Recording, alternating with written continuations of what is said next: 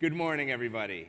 It is a pleasure to welcome everybody to the 16th International Federation on Aging Conference here in Bangkok, Thailand.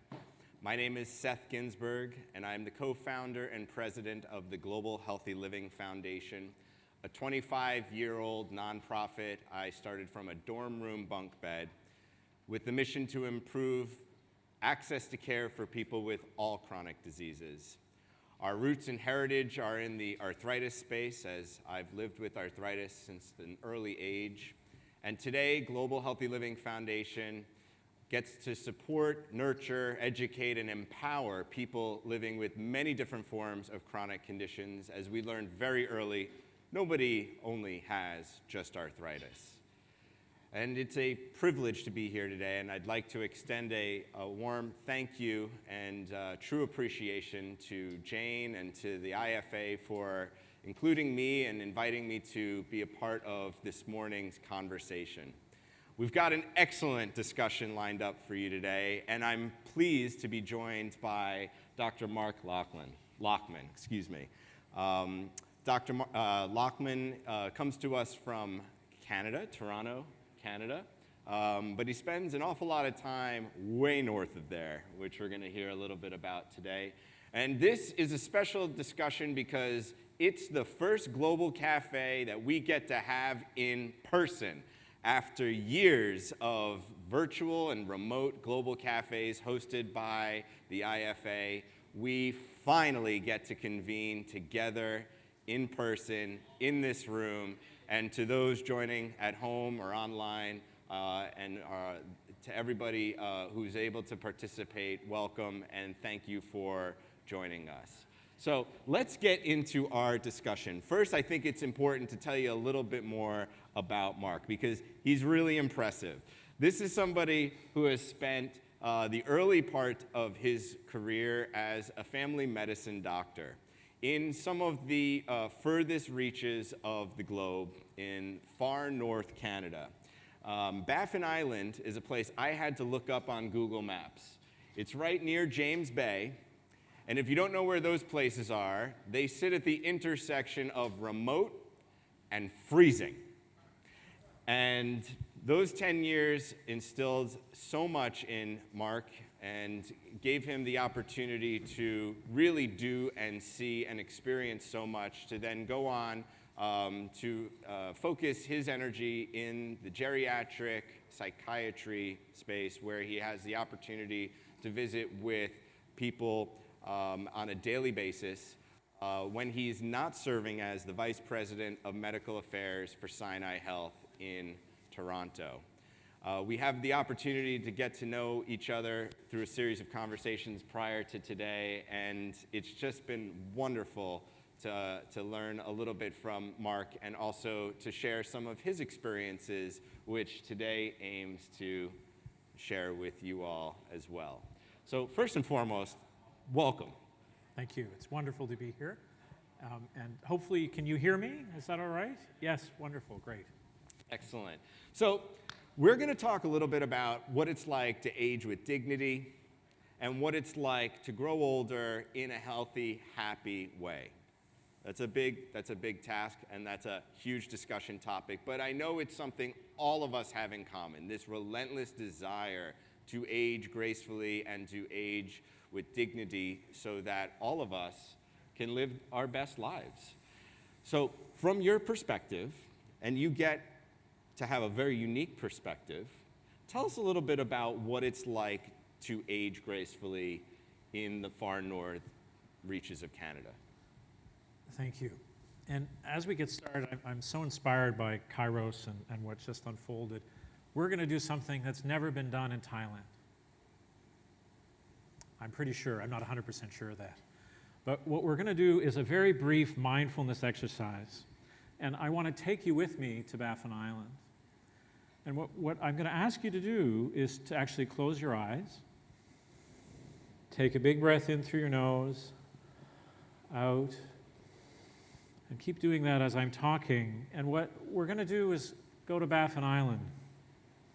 It's minus 20 degrees, maybe minus 30 degrees at night. there's no light. There hasn't been the sun for months, because in the high Arctic, the sun goes away in the deep winter, and it comes back around the winter solstice in January. And what we're going to do is we're going to walk from the hospital where I used to work. And it's about 3 in the morning, because a young woman just had a baby, as one always does at 3 in the morning. And we're walking, it's completely dark, we're walking on the ice, well, the snow on the road. And Baffin Island is a place which is perfectly quiet at night. There's not a single traffic light. There's not a single bit of paved road. And as we're walking through the town going home, we look up, and all what we see first are stars, and then we see vast swaths of color, blues, greens, and then we've heard about this, but we never believed it for ourselves. We whistle, and you can whistle the northern lights down. I don't understand that. It's physics. As you come into your home, you settle, and we open our eyes, and finally we're able to have a cup of tea. And you can come back, and here we are in Thailand, where it's so hot and there's traffic and all the rest of it. So thank you for spending a little bit of time. And as I'm going to answer your question, Seth, I promise. One of the things about being a psychiatrist is, unfortunately, we just speak in stories, because otherwise everyone shuts off. And I do want to tell you the story of a patient and friend of mine named Mayuriak. And her story illustrates the resilience and the struggles that exist in a really resource-poor environment. And Mayuriak is an Inuit woman who was born on the land. And when you're born on the land in Baffin Island, which means you're born on the land, there's no trees. There's just little maybe shrubs about the size of a centimeter that maybe be blueberries and shrubs. She was born in 1946. She was forcibly settled into a community by the Canadian government. She married at a very young age. She was assigned something called an Eskimo number, because in those days the government didn't want to bother to pronounce the names of the people who they were ostensibly serving. She ended up having a very difficult young life. She married a very famous male carver. The life was extraordinarily difficult in the town that she lived in. There's a great deal of physical violence and alcoholism in the family. She left with her children and moved to town. The big town of Iqaluit is a community of about 7,500 people in the capital of Nunavut. She became very well known in her own right as a carver. She supported her children. As they grew up and left home, she was in a town that she didn't really know anyone. Unfortunately, there was a significant amount of social isolation, violence, further alcohol use, and that's how I met Mayuriak. She came to the emergency room multiple times. And she was homeless. It's impossible to be homeless in the Arctic. One of the tragedies of statistics is statistics don't tell you any useful information. So if you look up statistics about homelessness in the Arctic, it will say 0, because you can't be, you will die. So people spend a lot of time in shacks and shelters, couch surfing, but there are a fair number of individuals. In any case, a colleague of mine then went to a city in southern Canada and came back, and he brought me back a book. That was a book of this woman's art. And she was well known everywhere except in the community in which she lived. And the challenge of working with Mayuriak in the community was of reintroducing her to have her whole self be seen. And understanding her whole self meant knowing that this was a woman who essentially gave her life for her children. She ensured the safety of their future. She participated in the cultural continuity of her community. She also had a small stroke, which actually increased the vulnerability of her to alcohol. Working together over a very long period of time, we were able to find her housing, and now she's well, actually she's passed away, but towards the end of her life, she became part of the community in a way which was extraordinary. And I'm sharing that story for you because one of the subtext of our conversation really was, and it came up yesterday, was dignity and human rights. And often those words are spoken about as if they are only present in person. And that's certainly not how the experience is in the North. Traditionally, if someone was not treated with dignity in a resource-poor environment, you were alone living in a small community, if you did not treat your colleagues and your friends and your family with dignity, you would be dead. Relationship was the only thing that sustained communities in a very resource-poor environment. And that truly is the lesson of Mayuriak. The other lesson is that relationship is not automatic. And certainly a learning lesson for me in the experience is that dignity can only come from the relationship that we have from each other, and it's an awful lot of work. Well, yes, and I'll tell you, a lot of it is rooted in the way upstream notion of empathy and this concept that we must be empathetic toward each other. And if you look in textbooks, if you look in curricula, if you look in school systems, you won't find much taught about empathy, at least where I'm from, which is the country of New York City in America. And, you know, we see this over time compound. So as we age without the roots of empathy, it's really almost no wonder we find ourselves in that situation. So speaking of roots, I had the opportunity to, the good fortune really of having been paid a visit by my in-laws recently. And my 82-year-old father-in-law standing in my kitchen just last week, bidding me farewell as I had the chance to come here. And just as I'm about to leave the house, I said, "Hey, Peter, any advice for me before I head to the International Federation on Aging? You're 82. What should I think about and what should I know about?" And he said, after a long, thoughtful pause, "You know, it's a real challenge to struggle with being at the intersection of wanting to be independent and fearing the isolation," which really took me aback.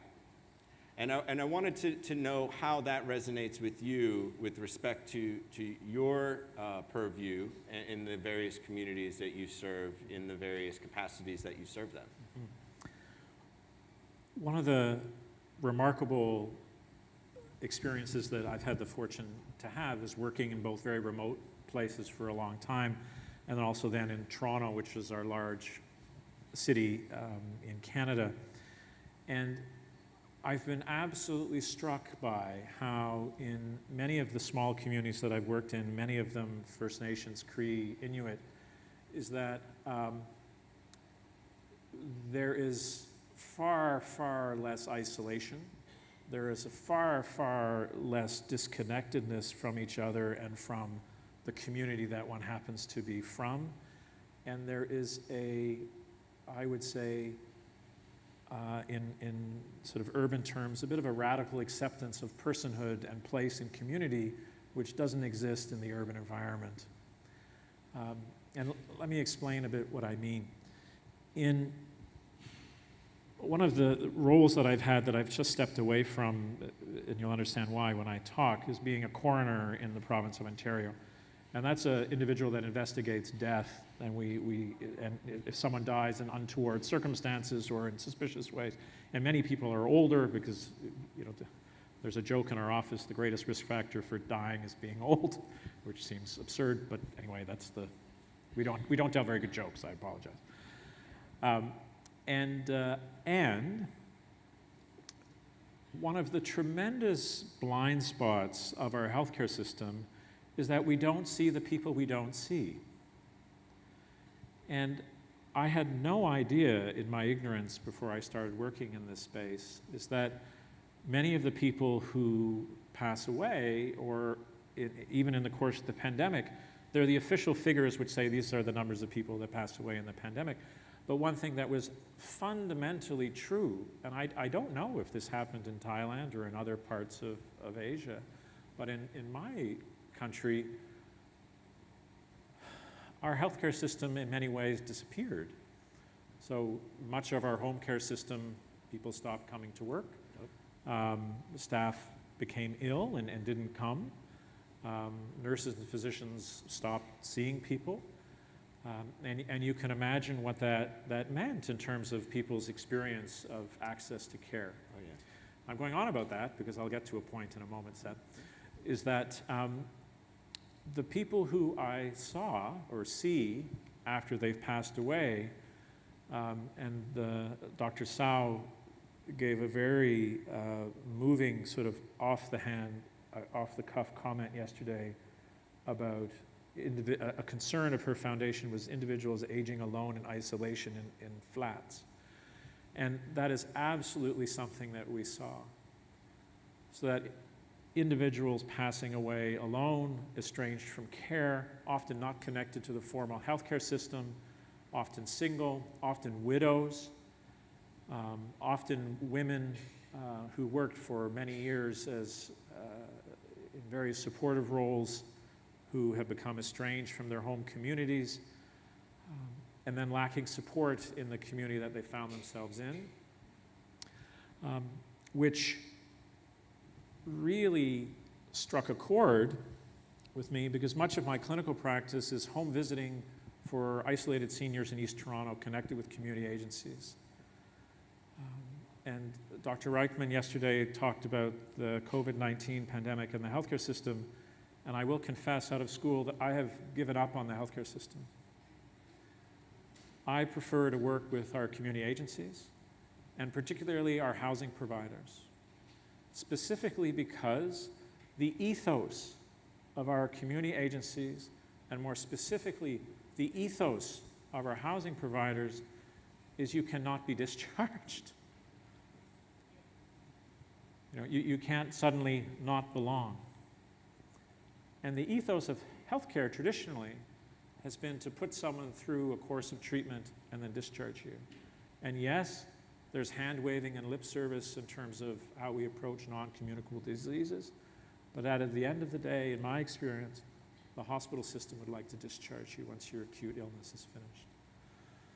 Which is a long way of saying that care for older people and preserving social relationship will not occur in a hospital or healthcare system. It will occur within a community setting and within your own home. Yeah. So, because you mentioned it, and I think it's a great bridge here, let's talk a little bit about this pandemic. Once in a lifetime, we hope. But it did something to all of us, didn't it?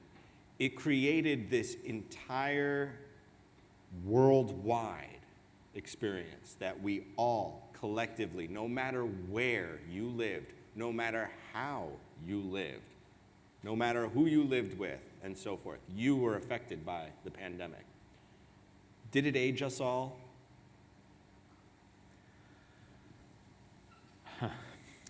What a good question.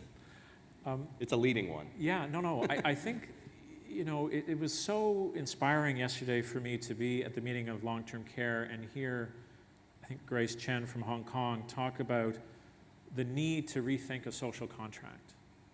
Because I actually think that's the challenge of the pandemic.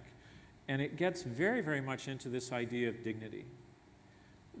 I think, at least in the places that I work and in the conversations that I have with government and colleagues, is that we have gone back to our pen and paper kind of writing around the sidelines about, how do we do this, how do we do that, how do we sort of square a peg or round a circle, fit something within a budget.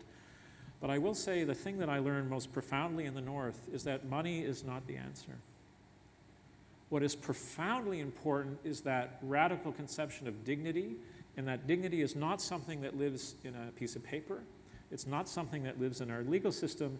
It's something that lives in the lived relationship between people. And if you're working with someone and they're all alone, The question is not how do I find their human dignity, but what happened to that person's community? And what can I do with the team that I work in to help that person rediscover or re-find that community? And a challenge, I'm going to go on a little bit. Yeah. One of the most inspiring things about the pandemic has been, there's been devastation, we can talk about it, we know about it, but there are so many inspiring stories of people coming together in novel ways to build relationships to keep communities going. And as we think about providing care and support, one of the challenges, because that's one of the themes about this conference, is challenge. Thinking about our communities that struggle with their mental health. One of the most inspiring experiences that I had just a couple of weeks ago was being asked to visit someone in a hospice. A gentleman was dying, or is dying, of liver cancer. And I was asked to see him because many months ago somebody thought that he was very depressed. And it takes many months for people to see sometimes specialized services, so by the time I saw him, actually he was not depressed, but his story was so interesting that I wanted to share with you today. So this is a gentleman who's 66 years old. He spent about 25 years of his life homeless on the streets of Toronto. He has a profound alcohol use disorder. That's the top line. It's not the top line from a human story, but that's what the medical people would say about him. This gentleman was born he's born in Toronto in a suburb called Etobicoke, and he had the most horrific experience of childhood abuse. His father beat him regularly with a 2x4. He had absolutely no idea what to do about this because if he let people know at school, he would leave and his father would go to jail, terrible things would happen. So he left when he could at 16. And he was very open in talking about how absolutely devastating that experience was. He became a silversmith. He was very gifted with his hands, again, a gifted artist. Never married, he was unable to keep work, and he found solace initially in alcohol. Unfortunately, he lost jobs, and he lost the ability to really maintain himself in relationship, and he ended up being homeless on the streets of Toronto. And what the homelessness did for him, because for him it was something which there were choices that he made in terms of this is a way that I can be free and people will not tell me what to do. That changed when he was diagnosed with liver cancer and he came into care. One of the ironies of the healthcare system in Canada is often if you have a palliative illness, you have access to more care, which is great. And he was able to access a hospice. And the hospice was remarkable in that it was one of the few places in our city that had a controlled drinking program. And he was able to, while receiving care in the hospice, I think it was 3 beer a day, but morning, noon, and lunch he was able to have a beer. And for him, that actually turned over a number of months to be sufficient to sustain him. And what the individuals who cared for him in the hospice, they witnessed an incredible emerging of a person. They accepted someone who was homeless, and over the course of a number of months, he shared with him his artwork, he shared with him his drawing, he rekindled a relationship with a long-lost sibling, he was able to engage in conversation, and he truly blossomed. He became a person. He became someone with dignity. He became someone who, that top-line phrase, 66-year-old man with alcohol use, homeless man, that was not him anymore. And it wasn't, it was never him, but all of that other information about him only came to the fore in relationship. And that dignity, which now is present and it's not a fantasy, it's something which is real. It's not because of something on a piece of paper, it's because of something in that community that found himself. And amazingly, and this actually happens, it's not unique to this gentleman, but he is going to be discharged from the palliative care hospice. And he's going to go into a supportive housing environment where he's not going to live for 20 years, but he probably will have another 2 to 3 years rather than 6 months. which is just extraordinary. Wow. Yeah, I reflect, I think about what it was like during the earliest stage of the pandemic in, I believe, March or so, 2020, especially in New York City, literally in the vanguard of the sky falling at the time. And I recall, waking up every day just terrified, as I think everyone would have and did, but then really being perplexed when I read that everything was shutting down except for alcohol stores, who were deemed essential. And I raised an eyebrow and I thought, well, isn't that weird? and it created this kind of dual sense of like appropriate versus right. And it blurred the lines very quickly. And Global Healthy Living Foundation, we represent millions of patients living with chronic diseases, autoimmune conditions, inflammatory conditions, and many others. And our communities were truly among the most vulnerable, truly the most high-risk, vulnerable populations world over in this early stage of the pandemic. And this vulnerability really bubbled up. And it really was a galvanizing and just a remarkable shared experience that we had. We flipped on a COVID-19 patient support program, and within a week, 50,000 people had joined it. And we're regularly accessing public health information, but also sharing their experiences of vulnerability. And what we had to do was learn to live through this together, hopefully without alcohol abuse, which, unfortunately many fell victim to over the last 3 years. I think for us, we framed it as, look, we're all going into something terrible, but this is the opportunity to come out of it a little better off than we went in. And our dream, our vision was, just as cholera gave us indoor plumbing back in the day, what was COVID going to give us as humanity, as societies? More empathy, more shared experiences toward vulnerability, more community. The jury's still out on those things, to be frank. But I think from an aging standpoint, it speaks to the vulnerability of populations from a physical, technical standpoint, from an isolating standpoint, but also from a mental and a mindset and almost a metaphysical standpoint. And I'm curious as to your perspectives and experiences as again, we're coming out of it, but it's still very close in that rearview mirror, isn't it? 100%. And I was so taken a little while ago, I was at another meeting about something completely unrelated, and the individuals that were presenting at this conference, they challenged everyone, please, let's not have a minimalistic goal. Let's try and figure out how to help our older populations thrive, to exist in community, to celebrate with music, to celebrate with the arts, to celebrate with relationship, to invite people in, to help people to continue to grow. And I was so inspired because I will say I was totally beaten down by the pandemic, where the focus really was on, again, we just have to do this, and we're going to get by, and to be reminded of that our job is to help people thrive. It's to help people experience the richness of their community and the richness of their journey together. One caution that I did want to share, and I want to frame it as again, to try and be inspiring, to be inclusive of mental health as we try and build our sport experiences.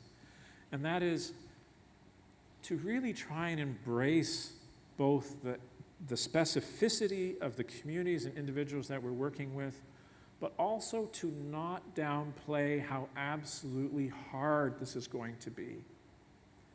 And there are two parts of really difficultness. I mean, there are tons, but that I really want to highlight. The first is, and I'm biased because this is my field, we have to start speaking about the things that are hard to speak about. Substance use, trauma, domestic violence, violence towards women. These are things which don't go away because we age. Elder abuse. These are things which are present, and we haven't figured it out in Canada. One of the most bizarre things in the little world that I work in is we have a specialized high-intensity community ACT teams, which provide psychiatric support for people with serious illness. And the first time I heard this, I didn't believe it. If you turn 65, you age out of these programs. So magically, somehow, when you're 65, you no longer have serious mental illness, and then you're sort of discharged into the universe. I don't know quite what they think is going to happen, but people aren't doing that out of meanness, although it seems ridiculous, it's because there's so few resources. But it really is this fantasy that somehow as we age, we lose some of these concerns. The other is, I don't know if you hear this when you see this word, but often what we talk about is dementia. So that's come up a number of times. Lots of older people, more people with dementia. And in our experience, the challenge of dementia is not the challenge of reduced function. In my experience, the challenge of reduced function is relatively simple. Families work with a little bit of reduced memory. People kind of figure out how to do stuff more in the bathroom with chairs. I'm exaggerating because I want to make a point.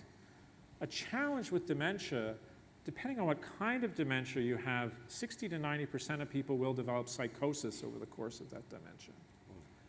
And psychosis means that your reality is different than mine. You will hear things that aren't there. You will see things that aren't there. You will believe things that are not true. We are not ready for that, because that is a whole other level of education in terms of how we support people and their families when we're going through that particular kind of experience. And I was so inspired by Tu's work in Vietnam with the volunteer groups throughout the country.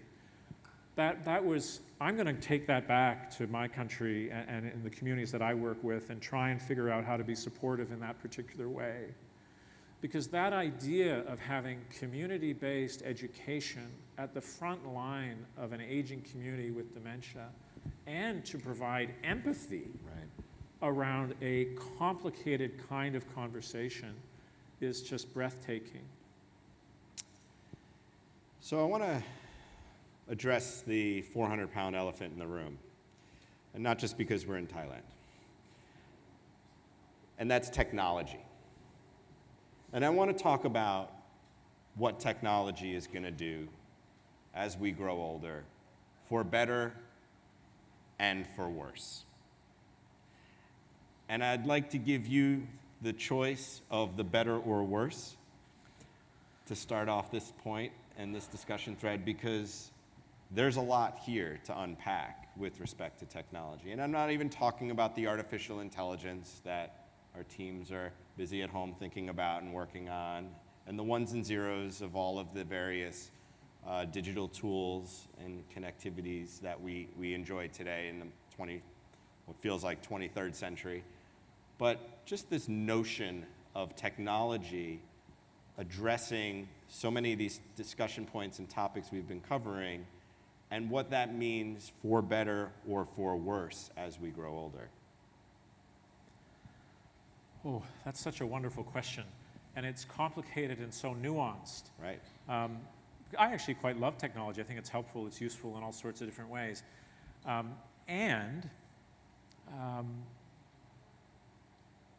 What it cannot do, although some people will disagree with me, what it cannot do is initially develop a relationship. Right. And there was a question posed the other day about, as one thinks about managing complex chronic illness, when does one intervene? When actually is the point that the system, whatever it is, intervenes? That is an excellent question. I also think it's the wrong question. The question is further downstream from that, in that how do we have a caring system that actually has enough trust within the system that when an intervention is taken by the healthcare system, that is actually accepted. Right. And trust can only exist in relationship. I use technology often. I go to do Northern Outreach, and every week, in addition to the times that I'm in the community, I do video conferencing with people who I see. And for me, the hybrid use of that, so it's a way of extending an experience, but it's not the foundation of that particular experience, has been profoundly useful for me. The other caveat, and I don't speak about this often, but I just want to share it because it's a fear of mine. A fear that I have with technology is it's going to create not so much that the digital divide is there, but my great fear is that technology will lead to a situation where only the wealthy will have in-person care. And that some of the technological solutions are for a large number of people. And that's such a great worry in mental health. Sure. Where really what we do is work in relationship with communities. It's unbelievable. I mean, look, we taught tens of thousands of people how to use telehealth, right, the last 3 years, and how to access, healthcare through, tele services and virtual care. But to your point, what keeps me awake at night is the fear that the algorithm will take over. And that algorithm will tell us everything about what we do and how to proceed, whether it's an acute injury or a long-term systemic chronic disease. And we cannot afford to relent to the algorithm or capitulate rather to the algorithm. And on the one hand, technology, put not to everybody, but to many, tablets and smartphones and really gave us the opportunity to interconnect with one another. And if you haven't been on Facebook in the last few years, I recommend you do that. It's rife with lots of folks who've used that as their outlet as they've aged to network with their contemporaries. Whereas, I still believe that the sterilization of what matters most, the humanity, the interpersonalities that we get to have as humans engaging with each other, will be stripped away. And again, it's very frightening to me because as much of a promise that technology holds is as terrifying and potentially tragic as it could be. And that's not just because the people that innovate technology are all the average age of about 12, and the people programming our lives with ones and zeros have never actually lived full lives, or maybe in the first quarter of their life, and transferring their knowledge and experience to real-world lives and experiences is again, treacherous path. But from a mental health standpoint, what are you afraid of from the roles that technology can play in either helping or devastating populations? I would like to think that technology can be helpful in showing who is at risk.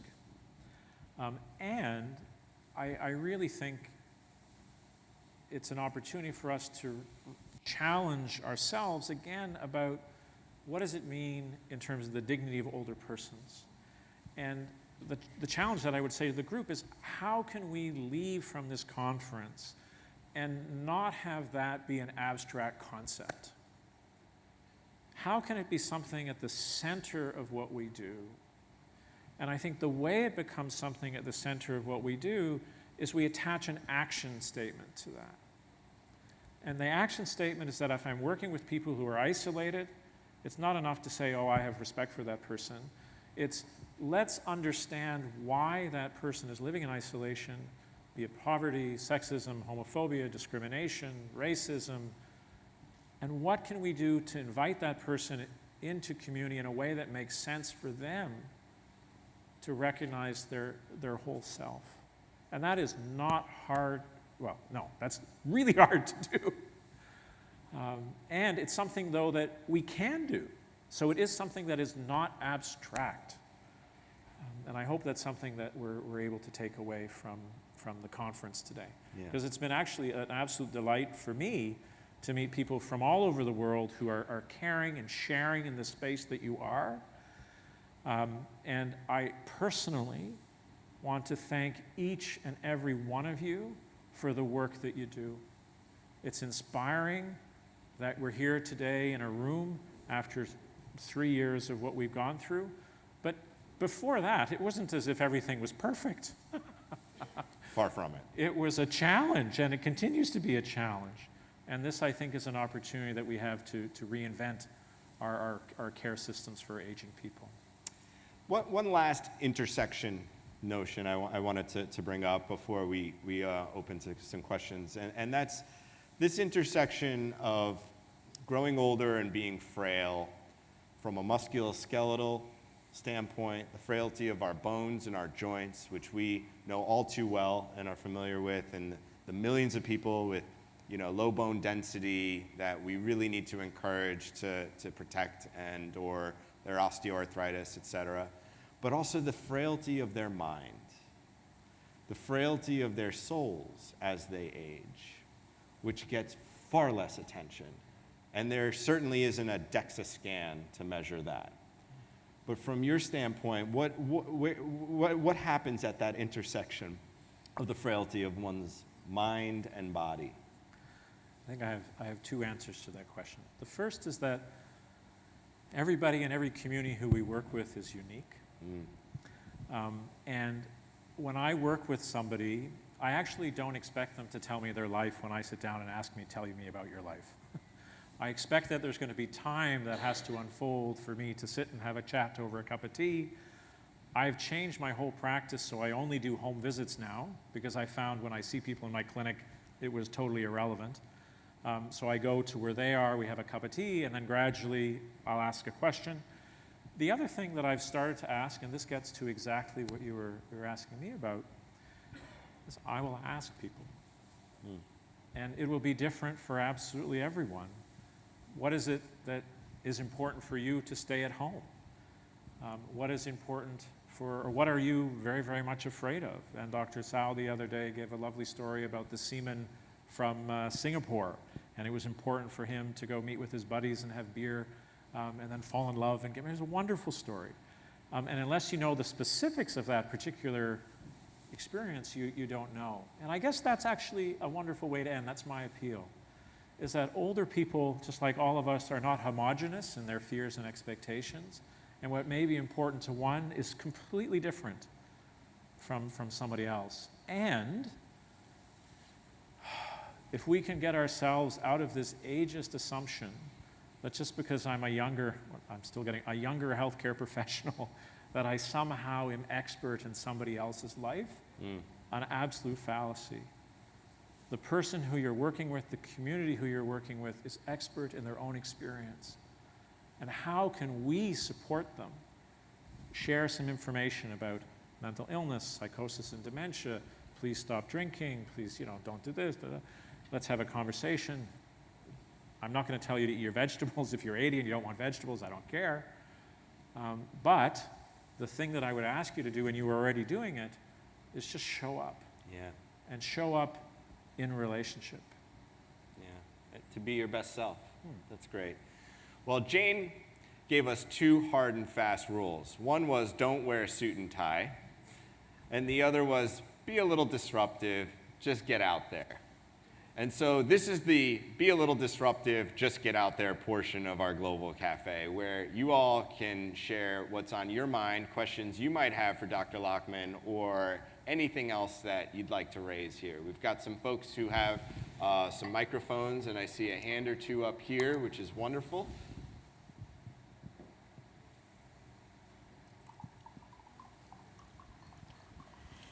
Thank you very much. That was a really enjoyable conversation. I really appreciated it.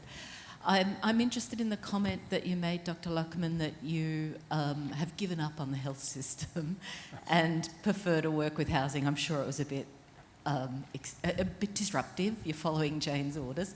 But I would like you just to speak a bit more about that, that challenge of a health system that is deeply and fundamentally ageist, and how we have that relationship of care in it for older people and with older people.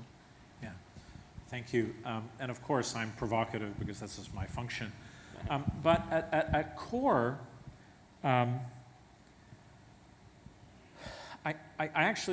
it's not that I've given up on the health. And so I'm the vice president of medicine at a large academic hospital in downtown Toronto. So I am the Borg. I'm deeply ensconced in the healthcare system. However, I would say we have to really refine our questions as to what are we asking the healthcare system to do, what are we asking our community partners to do, what are we asking home to do, and let me explain exactly what I mean. So I think the healthcare system is excellent at doing healthcare. So people are excellent at getting an angioplasty, excellent at getting their hip replaced. What we're not particularly good at is understanding the hopes, values, and dreams of patients and families as they're going through that particular experience. The other thing is that I think whether you're in a private or public system, the healthcare system is just not equipped to have people thrive in community because it's not what we do in those four walls. What I do think the healthcare system can do, but it's profoundly difficult for, at least in my experience, the organizations that I work with, is to learn a vast amount of humility and to actually practice what does it mean for me to collaborate without taking over the whole enterprise and providing nurses and thinking my nurses are paid more or better, or it's something which I have had to learn in my experience where that when I started to work actually outside of the healthcare system, much more with community providers. There's a wonderful community provider in East Toronto called Wood Green Community Services, and they're a housing and social service provider. And I went to say, hello, I'd like to work with you. Fine. They said, how nice. And we don't believe you. Who are you? And they took me on a tour of their facility. And I walked in, and they showed me multiple buildings and supportive housing environments, 24-hour care environments. And I was absolutely shocked at the strength in that sector. Inadequately funded, inadequately resourced, and in the creativity of that community social group, which has been existent for more than 100 years, they've been able to do an incredible amount of work. And it's a privilege for me to work in a collaboration. But the traditional work in a hospital setting is we are going to have a program, it's going to be an outreach program, we're going to sort of do our thing, and other people have to adapt to us. I think that model of interaction is, so 18th century. And how we actually figure out how to be real partners is an absolute challenge. And again, paying attention to those funding lines so that if we are going to have a conflict because somebody's responsible for this, somebody's responsible for that, we just have to talk about it and figure it out. But in the low funding environments that we work in, there's so much competitiveness around trying to access funds to do something, not really to do what we want to do, but to sustain the nature of the enterprise. My hope with COVID is that it sort of shifted that a little bit. I will say, in the coroner's office, we see an awful lot of death, and we see an awful lot of the people who are just not served. And I think it's incumbent on the healthcare system to actually swallow a fair bit of humble pie and to figure out how to actually exist with our community partners, which have made a commitment to not abandon people, because that's where the housing is, that's where the space is. And from a governmental standpoint, we've always evangelized. When we look at healthcare the way we look at defense, we'll be healthier.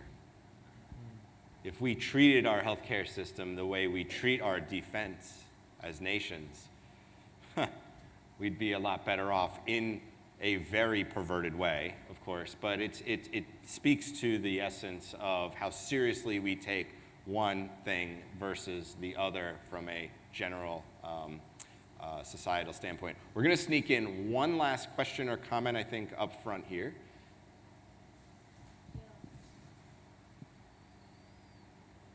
time. Yeah, good morning, and thank you very much for the beautiful elaborations which you had.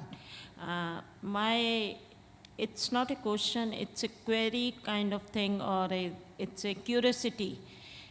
Many times, elderly abuse leads to many health problems, and the elderly people, due to social pressure or family pressure or many things, they didn't raise or they didn't go anywhere, or they don't speak out. In health services, how you find out the things, or how you help those elderly people, especially those who are the downtrodden, or those who do not have any kind of support, in spite of elderly helpline, governmental, or the NGOs, but they are unable to cope up, or they are unable to go for the help. Thank you. Thank you. So firstly, thank you so much for your question. And I really appreciate the spirit in which it's offered, which is, this is a problem. You openly are saying it's a problem, and you're asking for help and how to think about it. I don't have an answer, but what I will say is there's a gentleman called Jean-Paul Lederach, who is a peace scholar and activist. And he has nothing to do with medicine or healthcare, but one of his main points is he identifies the community as a resource. And in his world, that was, how can I work with violent conflict and try and support communities in figuring it out? And he started from the position, no, we can't do that the way we usually do, which is NGOs, government. We actually have to figure out the community is the resource that will engage and support this. I'm saying this specifically around elder abuse, because elder abuse is one of those things which is so profoundly complicated. And I used to think I understood it, now I don't at all. And because it is a lived experience of a family and a community, and is the result of decades of relationships. And often when I'm teaching medical students about this, we have a dilemma conversation. They tell me the horrible story about something that happened to an older person. And then we learn that that older person was much like the father who I talked about in the first story, the second story that I told, that beat their son with the 2x4. And now what's happening is you have a younger generation which is being asked to look after or care for someone that perpetrated significant abuse on that individual. And I'm framing it in the context of Jean-Paul Lederach and peace studies, because the answer is not in the psychiatric or medical model. The answer, I think, is actually in how we understand communities. And one last story before we wrap up, because it gets to an answer to your question. Sorry. This is very tragic. I remember being a 26-year-old physician. I think the second week I was in a community on James Bay caring for an elderly Cree woman in her 90s who was dying of congestive heart failure. And I was sitting beside her bed, and we were giving her small amounts of morphine to try and settle down the respiratory distress. And we were together for many hours before she passed away. And I was very surprised, not of this poor woman passing away, but it was such an incredible learning experience for me, because it didn't occur in a small room with two people. It occurred in like the auditorium of the little hospital where I was working at, and there were at least 35 other people in the room with me and this woman as she was dying. And over the years, I was in this particular community for about 7 or 8 years. I got to know all the other people in the room. And what was absolutely striking to me about that was that there were people in that room who hated each other. And they were present because of the social bonds and the social obligations that meant that they were there to be at the passing of a respected elder in the community.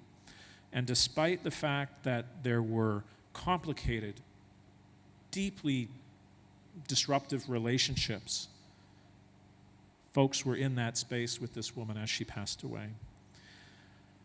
And you can read into that what you can like, But I think the answer into your question is, how do we learn as communities to respect the fact that all of us make mistakes, all of us actually not only are the recipients of trauma, but actually perpetuate it amongst someone else, and that level of sophisticated conversation can only happen as we work together in a very particular kind of way. That's sort of far beyond the context of this particular conversation, but I'm really grateful for your question. Thank you. Dr. Mark Lachmann, a bright beacon of hope, of help, and of care from the far reaches of northern Canada all the way down to Toronto and world over.